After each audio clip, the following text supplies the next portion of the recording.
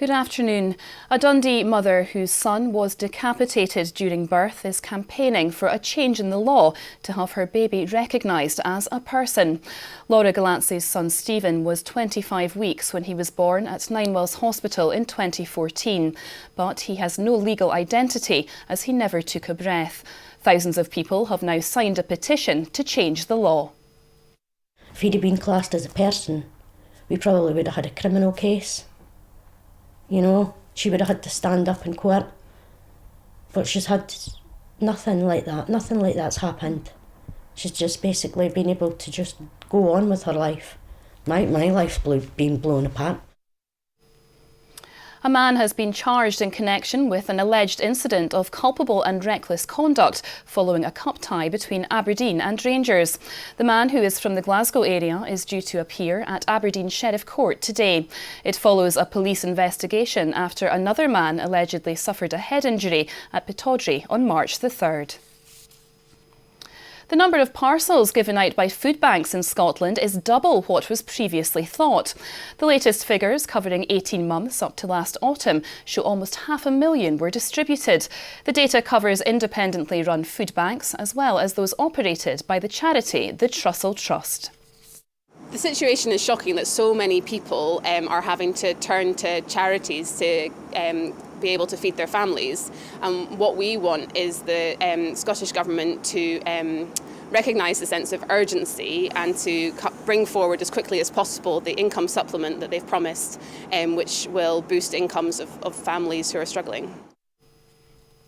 Descendants of Scots who travelled across the Atlantic can now trace their ancestors' journey through an online tool. It comes ahead of the annual Tartan Day Parade, which takes place in New York next week.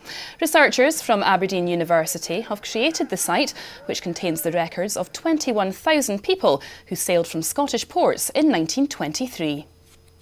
In a single week in April 1923, 595 people left the Outer Hebrides on two ships, the Marloch, which left from Loch Boisdale, and the Metagama, which left from Stornoway. And I think the Metagama in particular is still remembered to this day in Lewis as a traumatic and dramatic event. Now here's Laura Piper with the weather.